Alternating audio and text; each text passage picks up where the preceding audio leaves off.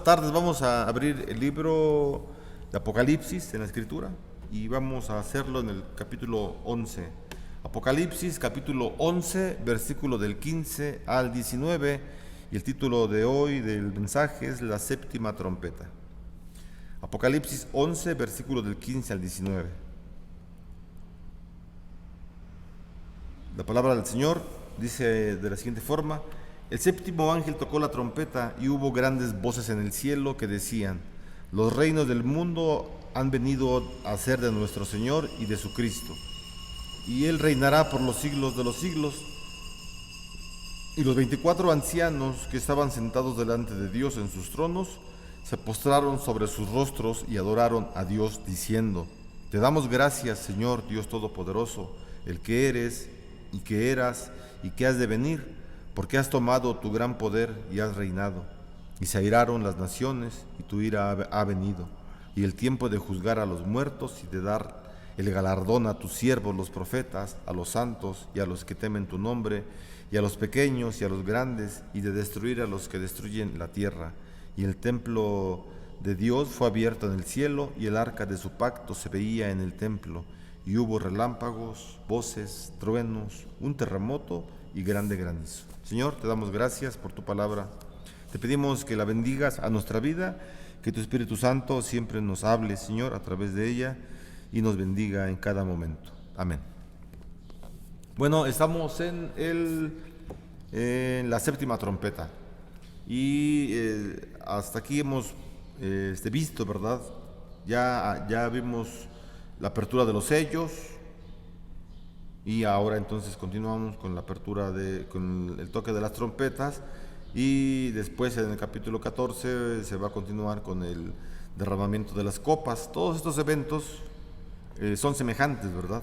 Esto es importante que nosotros lo sepamos para que no nos confundamos y estemos leyendo los sellos, por ejemplo, y veamos que en el sexto sello hubo terremoto, hubo desastre, y luego 2 capítulos más adelante nos vuelven a narrar casi lo mismo, y luego otros 3 capítulos más adelante nos narran lo mismo, porque son sucesos semejantes.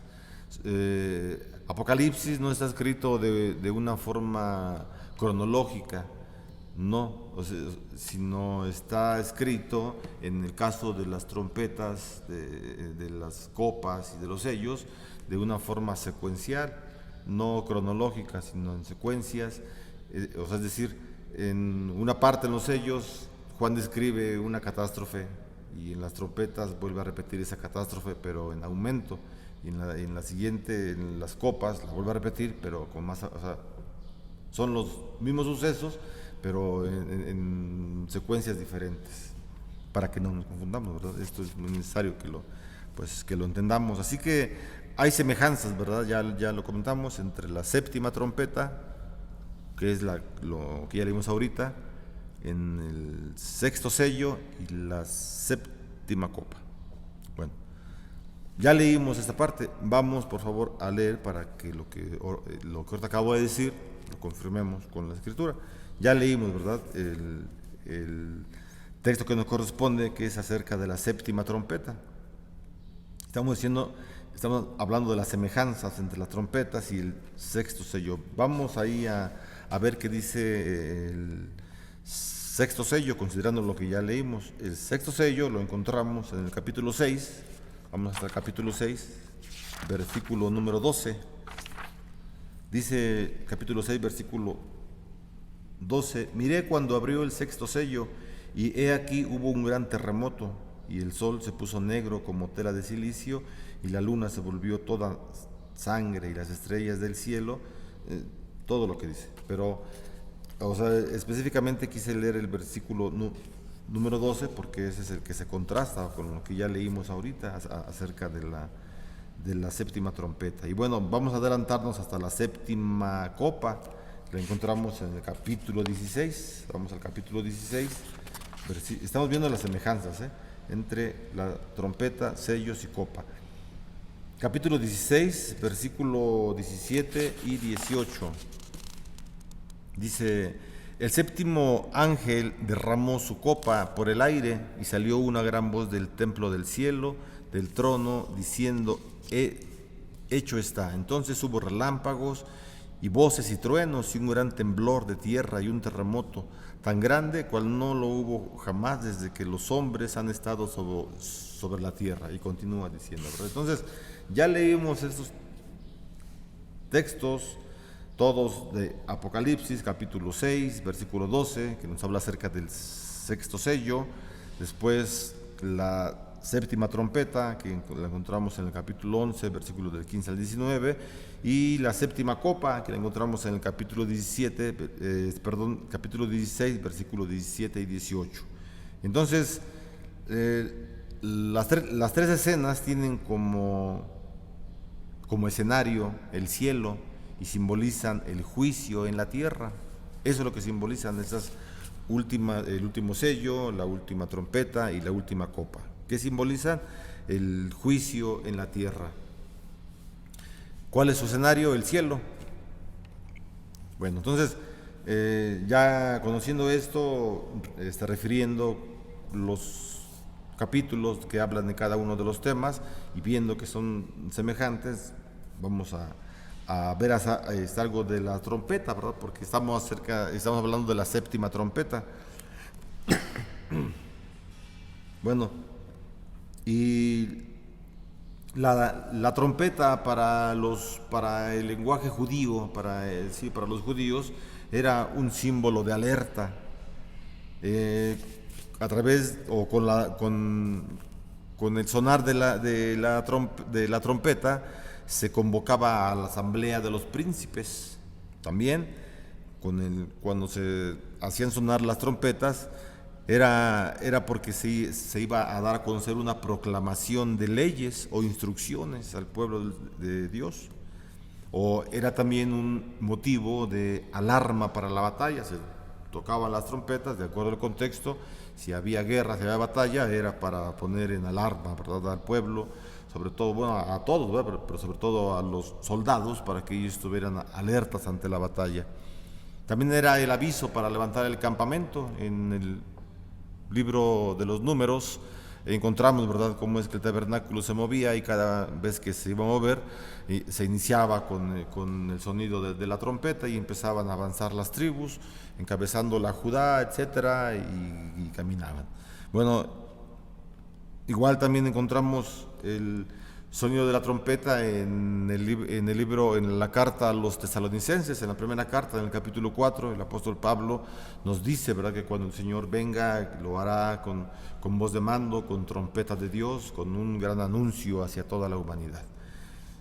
Esto es lo que tiene que ver con el sonido de las trompetas. Por eso para los judíos, cuando ellos leían la primera trompeta, la segunda trompeta, o sea, para ellos era muy importante, porque era un aviso que algo muy relevante iba a ocurrir.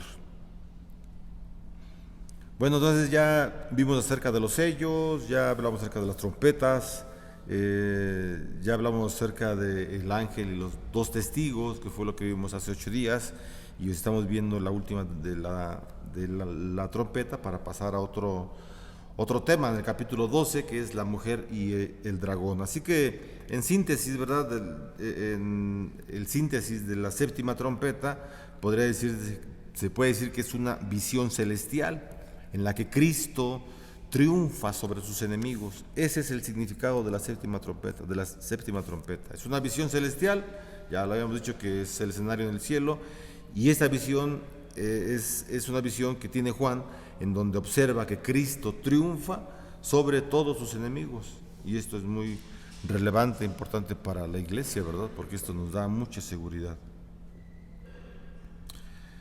El versículo número 19, ¿verdad?, dice: y el templo de Dios fue abierto en el cielo, y el arca de su pacto se veía en el templo, y hubo relámpagos, voces, truenos y un terremoto y grande granizo. Este versículo 19 alude al pacto de Dios con su pueblo y al poder de su fuerza, y también constituye una conclusión adecuada para la primera parte de Apocalipsis. No que estemos terminando, no, apenas estamos haciendo un bosquejo del estudio del día de hoy.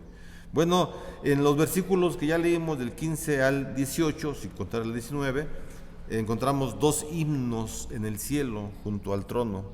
Esto es lo que encontramos. Estos versículos son himnos, ¿verdad?, que se entonan en el cielo junto al trono del Señor.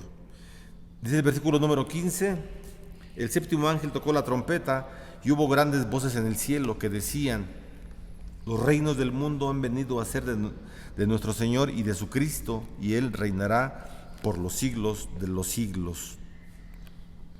Juan entonces describe el ambiente donde es tocada esta trompeta. ¿Cuál es el ambiente donde es tocada la trompeta? El ambiente es de alabanza y de adoración.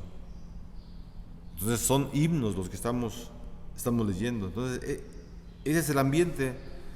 Hay alabanza, hay adoración, y estas voces declaran que el mundo pertenece al Señor y que el Señor es el que lo gobierna. Así que desde la perspectiva del apóstol Juan se ha producido la derrota definitiva de Satanás, de acuerdo a este versículo 15, ¿verdad? Tocó el ángel la trompeta, y hubo voces en el cielo que decían: los reinos del mundo han venido a ser de nuestro Señor y de su Cristo, y Él reinará por los siglos de los siglos. Estamos observando una victoria completa del Señor Jesucristo sobre Satanás, sobre sus huestes, sobre absolutamente todo, ¿verdad?, que es hostil a la palabra, a Dios mismo.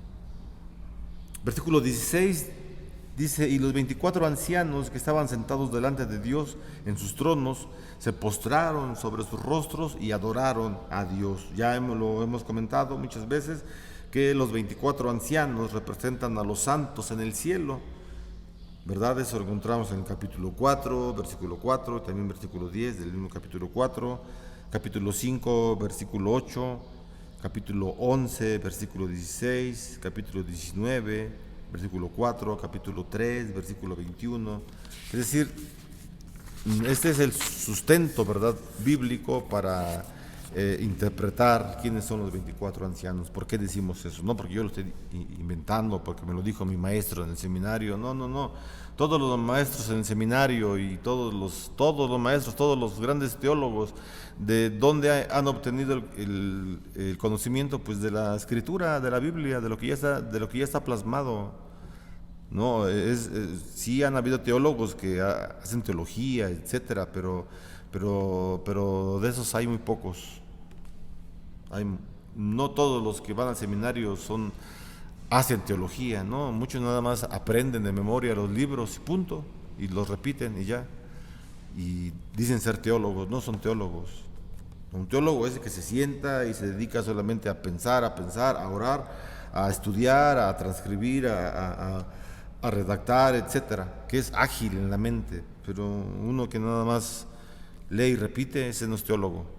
No nos confundamos con los términos.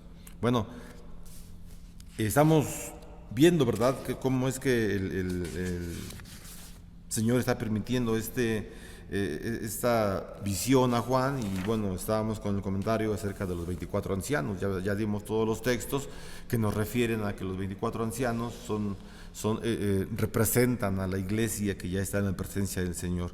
Bueno, esta iglesia que está en la presencia del Señor, que está entonando himnos a Dios, se postra delante del Señor. Y entonces ellos expresan, ¿verdad? O sea, se postran expresando acción de gracias y alabanza por la redención del Cordero, por la salvación que Cristo ha dado a su iglesia. Así que la obra de redención ha sido completada y ha llegado el momento de dar honra, alabanza y gloria al Señor Todopoderoso por la expiación completa que Él ha dado a su pueblo. Y eso es lo que está manifestando, ¿verdad? Los 24 ancianos, que dijimos que es la iglesia que está en la presencia del Señor. Y lo que dicen es lo siguiente, en el versículo 17, diciendo: te damos gracias, Señor Dios Todopoderoso, el que eres y que eras y que ha de venir, porque has tomado tu gran poder y has reinado. Las palabras de Juan nos remiten, ¿verdad? Como lo hace el apóstol Juan como costumbre, nos remite al Antiguo Testamento, al Salmo de gratitud del rey David. Vamos a buscar el Salmo 105 y 106, los dos en el versículo 1. Salmo 105, versículo 1, y luego Salmo 106 también, versículo 1. Dice la palabra: alabad a Jehová, invocad su nombre, dad a conocer sus obras por los pueblos. Y luego también dice el Salmo 106, versículo 1. Aleluya, alabad a Jehová, porque Él es bueno, porque para siempre es su misericordia. Y también, ¿verdad?, está el Salmo 136, versículo del 1 al 4, pero bueno, pues esto lo puede leer ya con más calma para que no nos prolonguemos en las citas que tenemos. Así que estas palabras, ¿verdad?, que del apóstol Juan, que está mencionando en el versículo número 17, que son: te damos gracias, Señor Dios Todopoderoso, el que eres y que eras y que ha de venir, porque has tomado tu gran poder y has reinado. Toma entonces Juan su base en los Salmos, en el Antiguo Testamento, y la frase, ¿verdad?, que se menciona, el que es y el que era y el que ha de venir, nos recuerda también al capítulo 1, cómo se presenta el Señor con Juan. Vean ahí en Apocalipsis capítulo 1, versículo 4, dice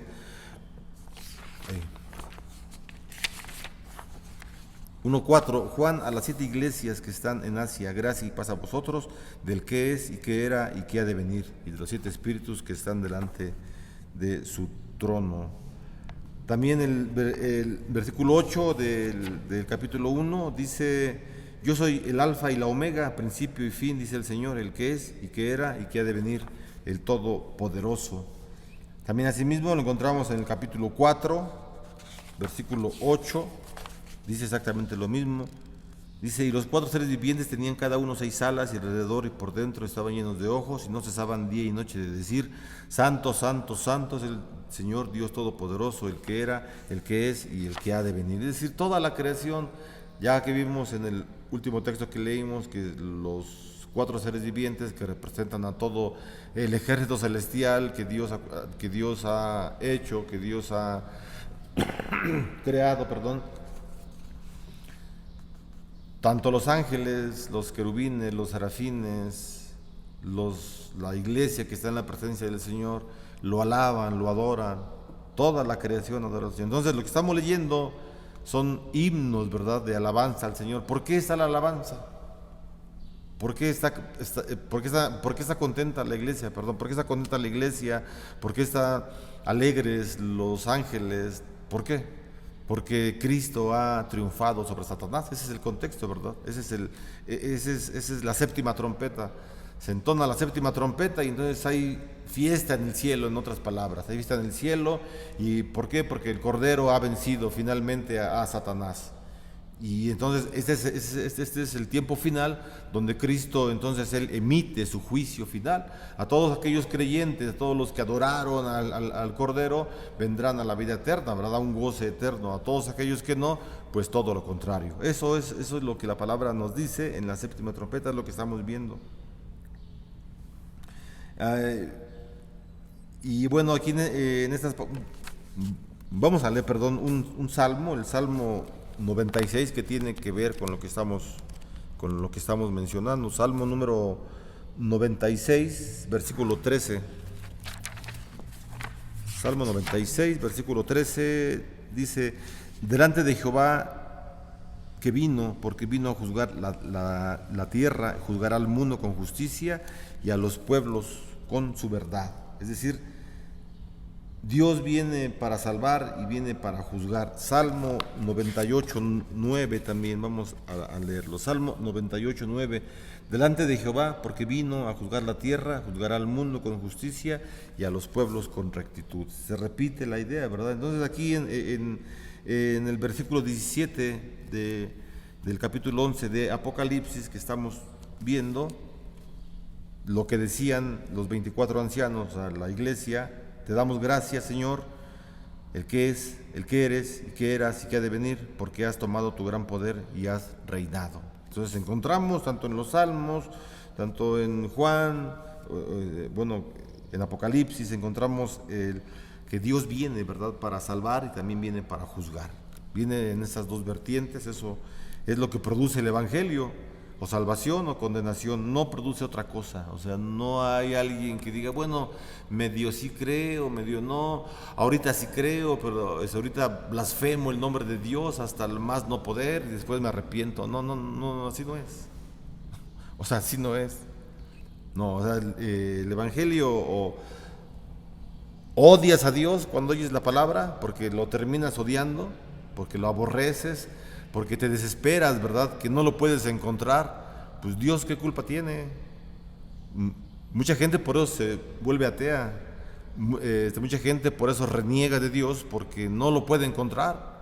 En un momento de su vida se le prestó el Evangelio, alguien le habló de Cristo, de la palabra, o a sus padres, y lo quisieron buscar y lo buscaron, pero no lo hallaron de acuerdo a su manera de que querían las cosas, sino se desesperaron, se alejaron de la iglesia, se alejaron de la lectura de la palabra, olvidaron a Dios, lo ignoraron, y ahora dicen que Dios no existe, que esto es mentira.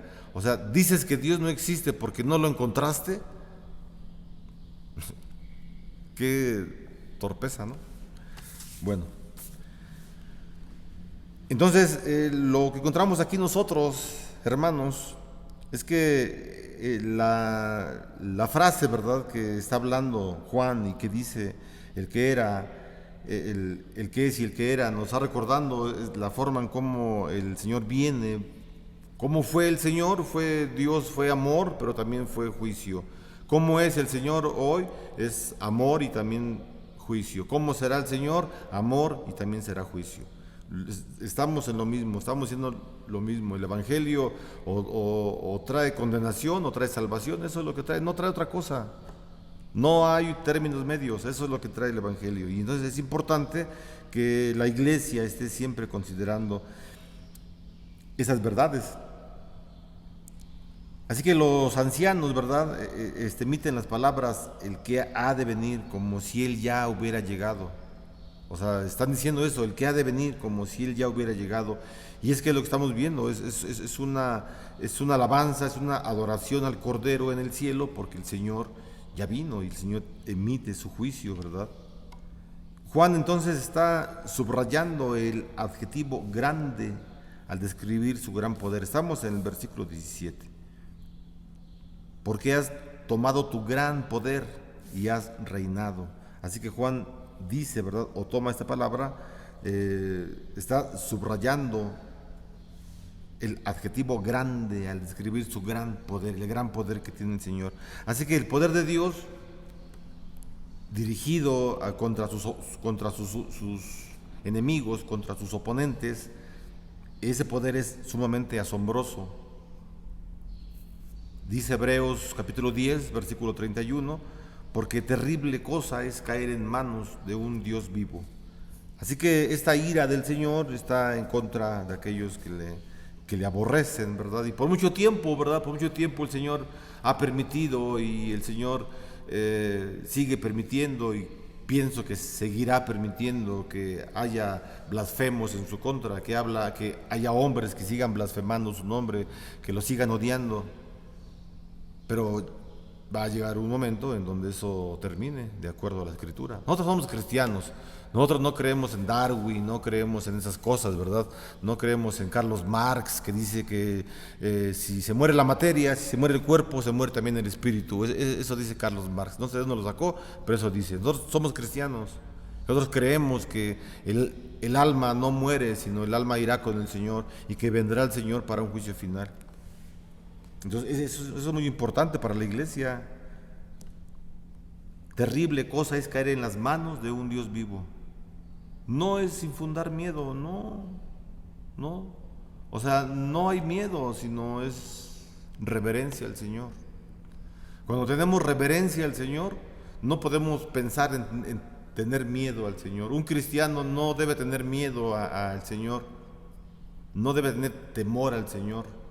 La palabra usa esa frase, ¿verdad? Temor a Dios, pero la palabra temor se tradujo así, pero el original es reverencia, respeto. Entonces el temor a Dios se traduce como respeto al Señor, eso es el respeto, y no, el Evangelio no infunde miedo de acuerdo al concepto que el mundo maneja, no. Unos piensan mal y nos critican, ¿verdad? Dicen los cristianos, los pastores dicen y espantan al pueblo. Dicen los pastores, diezmen porque si no les va a ir mal. No, los pastores no decimos eso. No, el pueblo de Dios diezma porque tiene una relación con Dios, porque está con el Señor y lo hace de una forma. Bueno, yo al menos así lo hago. Yo soy pastor y yo diezmo. O sea, yo doy mis diezmos, mi esposa da sus diezmos y siempre lo hemos hecho, siendo pastor y no siendo pastor, y lo voy a seguir haciendo.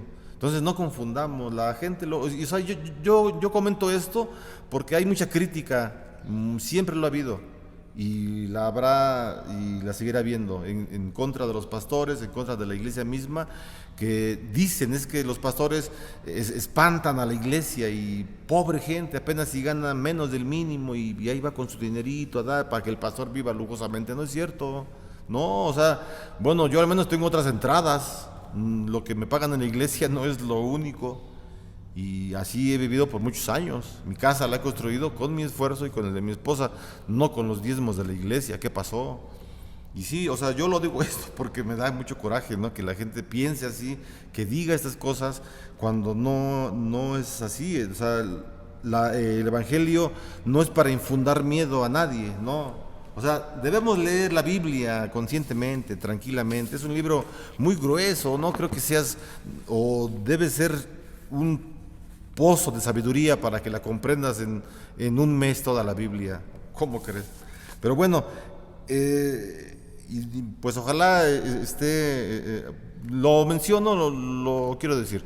Lo menciono porque, bueno, pues yo tengo un familiar que es completamente ateo y tiene las facultades para hablar en público. Es un hombre que lo conoce el público, pues, y transmite algunos programas y habla horrible del Evangelio. Y yo digo esto porque él en una etapa de su vida buscó a Dios, pero no lo pudo encontrar. Y se enojó, se desesperó con Dios y ahora le tira a Dios. Por eso lo digo, y ojalá que esté viendo este mensaje, lo voy a etiquetar para que lo vea y está equivocado. Para poder hablar de Dios tenemos que conocer todo este libro de principio a fin y no solamente leerlo una vez, sino con mucha diligencia, con muchos años, con mucho tiempo. No puedes hablar de esto cuando nada más lo conoces entre líneas, es imposible. Aquí termino mi comentario, perdón por hacerlo, pero es necesario porque el Evangelio trae eso, salvación o trae condenación. Bueno, eso dice el versículo 31 del capítulo 10 de Hebreos, ¿verdad? Que es muy terrible que caigamos en las manos de un Dios vivo, y eso no es miedo, eso es una realidad, es una realidad. Así que cuando los enemigos del Señor caen, Dios comienza su reinado sin límites, sin ningún límite. Los 24 ancianos del versículo 17 se regocijan del triunfo de Cristo sobre todo el universo. No solamente el triunfo es local, sino es sobre todo el universo.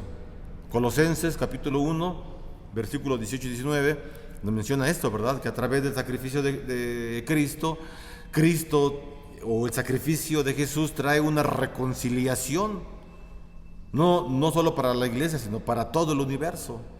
Es tan potente el sacrificio de Jesús en la cruz que no solo trae salvación, sí, nos trae salvación a los hombres, o sea, nos reconcilia, ¿verdad? Romanos capítulo 5, el sacrificio de Jesús reconcilia al hombre con Dios, pero no solamente al hombre, sino a toda la creación, Colosenses capítulo 1. Así que dice Romanos también que en el capítulo 16 que la creación gime a una por una reconciliación con el Señor, por una renovación que es una reconciliación. Así que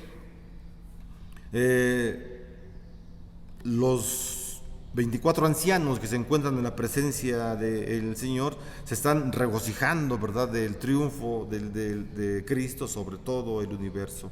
Y entonces este gobierno de Cristo indica que el reinado de Satanás ha concluido y que ha terminado y que ha llegado el tiempo del juicio final. Versículo 18, porque estamos diciendo, ¿verdad?, que el séptimo sello, la séptima trompeta y la séptima copa hablan todos de la ira de Dios y del juicio final. Así que estamos en el juicio final de acuerdo a la Escritura. Versículo 18, y se airaron las naciones y tu ira ha venido y el tiempo de juzgar a los muertos y de dar el galardón a tus siervos los profetas, a los santos y a los que temen tu nombre, y a los pequeños y a los grandes, y de destruir a los que destruyen la tierra. Dice la palabra, ¿verdad? Y las naciones estaban enojadas, ¿verdad? Dice el versículo 18, y se airaron las naciones. Entonces las naciones estaban enojadas y estaban airadas, estaban enojadas porque la ira del Señor ha llegado. Ese es el motivo por el cual estaban airados, ¿verdad? Por el cual estaban enojadas las naciones de la tierra. ¿Cuál es el trasfondo? Nuevamente aquí Juan es muy elocuente, es muy detallista en referirse al Antiguo Testamento. Y eso es excelente, a mí me parece excelente que la teología que encontramos en el Nuevo Testamento está basada en la teología del Antiguo Testamento, y me parece excelente porque eso hace de la Biblia un libro único, es decir, con una sola idea de pensamiento, con un solo escritor. No hay errores en la Escritura. O sea, lo miramos desde Génesis, Apocalipsis, cómo es que la Biblia, ¿verdad?, se armoniza libro con libro, capítulo con capítulo, para que den las doctrinas que el Señor quiere que sean conocidas para la iglesia. Bueno, el trasfondo del versículo 18 que dice, y se airaron las naciones, se enojaron las naciones, y tu ira ha venido, y el tiempo de juzgar a los muertos y de dar el galardón a los profetas, etcétera. ¿Cuál es su trasfondo? Pues el Salmo 2, ¿verdad? El Salmo 2 es el trasfondo. Vamos ahí al Salmo número 2. Rápidamente vamos al Salmo número 2 y ver lo que dice la Escritura. Dice el Salmo número 2: ¿por qué se amotinan las gentes y los pueblos piensan cosas vanas? Se levantarán los reyes de la tierra y príncipes consultarán unidos contra Jehová y contra su ungido, diciendo, rompamos sus ligaduras y echemos de nosotros sus cuerdas. Están enojadas las naciones, ¿verdad? Aquí en el Salmo 2, en los versículos del 1 al 3, encontramos a las naciones airadas, enojadas en contra del Señor. Y ya más adelante, del versículo 4 del Salmo 2, viene la respuesta del Señor, ¿verdad? El que mora en los cielos se reirá, el Señor se burlará de ellos. Así que las naciones, los pueblos de la tierra se vuelven contra Dios y contra Cristo, contra su ungido. Pero el Señor en su enojo los reprende y su furor los intimida. Ese es el trasfondo del versículo 18 en el Antiguo Testamento. También otro trasfondo del versículo 18 lo encontramos en el Nuevo Testamento, en el ministerio de Jesús. En el ministerio del Señor Jesús ocurrió exactamente lo mismo. Así como en el Salmo 2 dice el salmista que las naciones se enojan contra Jehová y contra su ungido, en el Nuevo Testamento, en el ministerio de Jesús, el Sanedrín, que era el representante de Roma junto con Poncio Pilato, se enojan en contra de Jesús, en contra de el ungido, ¿verdad? Y entonces lo persiguen, no solo a Jesús, sino también a todos sus seguidores. ¿Por qué mataron a Jesús? ¿Por qué lo persiguieron? ¿Por qué persiguieron a los cristianos? ¿Por qué mataron a Esteban? Cuando matan a Esteban, capítulo 6 del libro de los Hechos, matan a Esteban y después el Sanedrín corre a todos los cristianos de nacionalidad judía, de nacionalidad griega, dejando únicamente a los judíos en Israel. Y a todos los griegos que son cristianos los corren ¿Por qué se enojan? Se enojaron contra ellos, se enojaron contra los diáconos, no solamente con Esteban, sino también contra Prócoro, contra Félix, contra todo lo que se menciona ahí, contra los 7 varones. Y a todos los griegos los corren, los echan de ahí de Jerusalén, pensando que así van a destruir el cristianismo. Y todo lo contrario, todos estos hombres que salen, ¿verdad?, que se conoce como la diáspora, como el éxodo que tienen de Jerusalén hacia otras partes, y caminan por todo el mar Egeo, por todo el mar Mediterráneo, perdón, y comienzan a caminar y a ir en barcos de ciudad en ciudad, a hablar del Evangelio, y entonces se empiezan a formar iglesias, y se crean muchas iglesias. ¿Cómo sabemos esto? Hechos capítulo 19, va caminando el apóstol Pablo por Éfeso, por unas ciudades, y se encuentra con unos cristianos, empiezan a platicar, y dicen, sí, somos cristianos, creemos en Jesús, etcétera, pero somos discípulos de Juan el Bautista. Y Pablo les pregunta, ¿ya fueron bautizados por el Espíritu Santo? Y dicen, no, ni siquiera sabemos qué es eso. O sea, ya hay iglesias, pues, ¿quién las creó esas iglesias? ¿Quién las edificó? ¿Quién las fundó? Los cristianos que fueron corridos de ahí, de Jerusalén. Entonces, ese enojo que tiene el pueblo, el enojo que tienen las ciudades en contra de Dios y en contra de su ungido y en contra de sus ungidos, o sea, en contra de los cristianos, el enojo puede producir, entre comillas, lo podemos decir, malestares a los cristianos, a las familias, y pueden ser corridos de las iglesias, de las congregaciones, pero ir, ¿verdad?, ese irse de los cristianos de ciertos lugares va a traer bendición. O sea, así como estos hombres fueron corridos de Jerusalén y trajo bendición, así mismo cualquier cristiano, cualquier hombre que sea corrido de cualquier lugar injustamente o con violencia, va a traer bendición a donde sea que sea puesto ese hombre o esa mujer, cristiano o cristiana. Estamos viendo, ¿verdad?, cómo es que las naciones se enojan contra el Señor, y se airaron las naciones, y tu ira ha venido, y el tiempo de juzgar a los muertos. Así que el enojo de Dios, ¿verdad? Porque bueno, estamos viendo el enojo de las naciones primero, pero también viene la respuesta del Señor, y la respuesta del Señor es que Él les demuestra también su enojo, la ira que tiene, ¿verdad? Pero aquí hay una gran diferencia, hermanos. Entre el enojo de las naciones y el enojo de Dios es completamente distinto. La ira de Dios o el enojo de Dios, como usted le quiera llamar, la ira de Dios no es igual a la ira del hombre. La ira del hombre pretende destruir a la misma iglesia. La ira de las naciones pretende destruir a la iglesia. El Sanedrín quiso destruir a la iglesia, y les dijo uno de sus miembros del Sanedrín, Gamaliel, tengan cuidado, porque están peleando contra los cristianos, y los cristianos siguen progresando, y su iglesia sigue creciendo, su iglesia, y la fe de ellos está bien consolidada en Cristo, en Jesús. Tengan cuidado, porque tal vez están peleando en contra de Dios, y eso fue una realidad. Gamaliel tenía razón. Los cristianos de su tiempo estaban peleando en contra de Dios. Y así las naciones, ¿verdad? Del Salmo 2, del versículo 18 del capítulo 11 de Apocalipsis, pelean en contra de Dios, en contra de su pueblo, del Señor. Y la ira entonces del mundo, la ira de los inicuos, de los impíos, bueno, la ira del hombre en general, aunque estemos dentro de la iglesia, aunque seamos cristianos, la ira de todo hombre en general, cristiano o no cristiano, no es igual a la ira de Dios. Definitivamente que no. Somos seres humanos, y dentro de nuestro corazón, dentro de nuestra alma, hay maldad, hermano. O sea, sí, el Espíritu Santo nos gobierna y está con nosotros, etcétera. Sí, pero también hay maldad, hay pensamientos de maldad. ¿Por qué pedimos perdón? Todos los días pedimos perdón al Señor. O bueno, yo sí, no sé usted. Pero todos los días, por cualquier acto, Padre, perdóname por esto. Y no me espero hasta la noche, sino en el acto. Pero la ira de Dios es diferente. Es una ira santa. Es una ira santa. Los que no comprenden la Biblia no lo pueden entender. Es locura para ellos. Aunque tengan muchos estudios, no se entiende.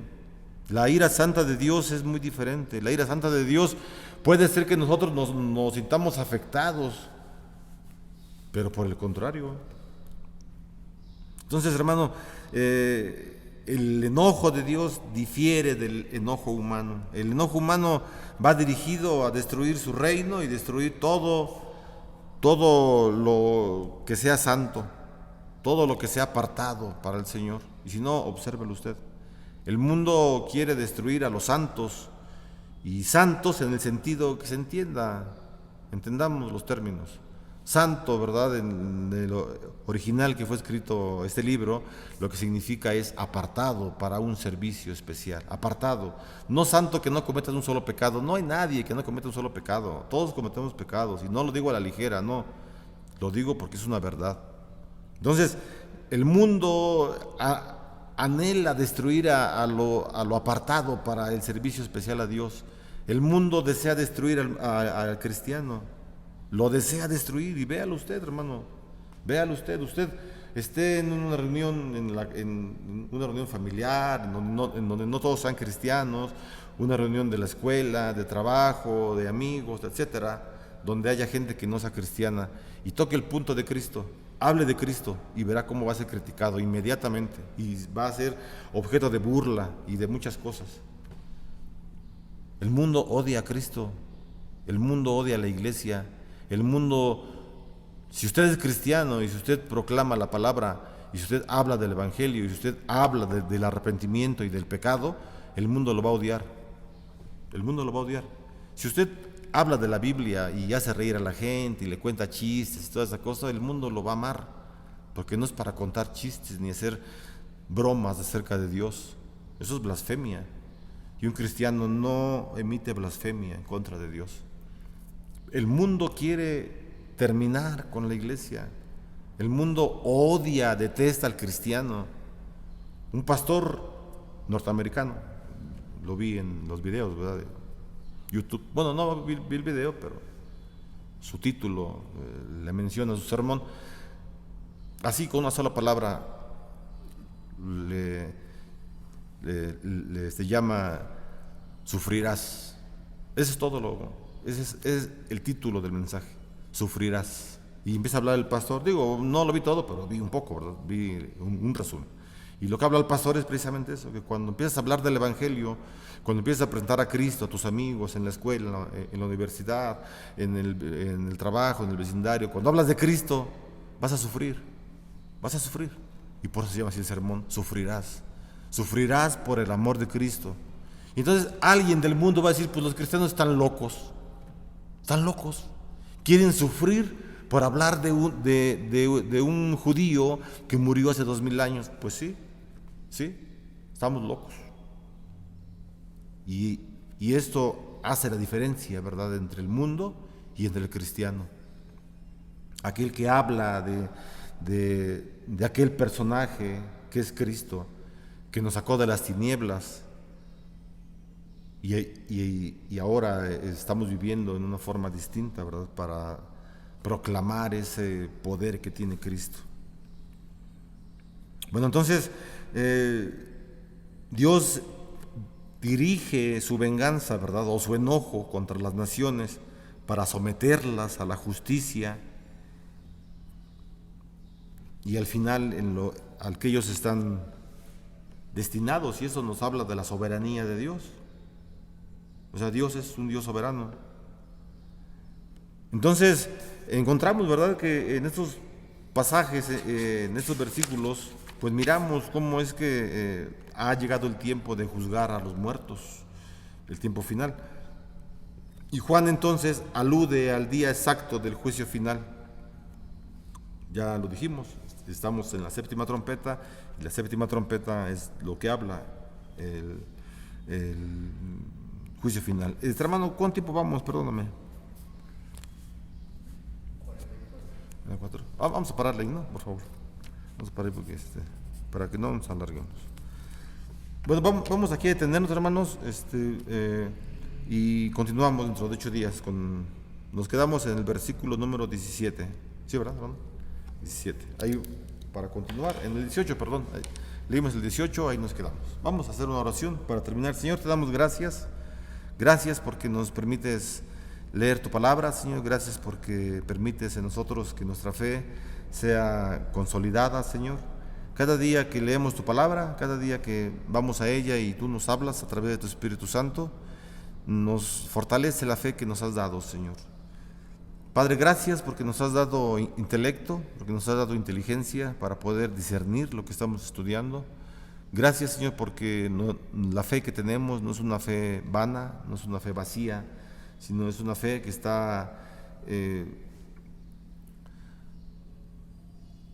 está cimentada, Señor, solamente en tu gracia, solamente en tu poder, en tu resurrección. Y eso es lo que nos da fortaleza. El apóstol Pablo nos dice en sus cartas que si tú no hubieras resucitado, Señor, vana sería nuestra fe. O sea, vacía sería nuestra fe, vana sería nuestra enseñanza.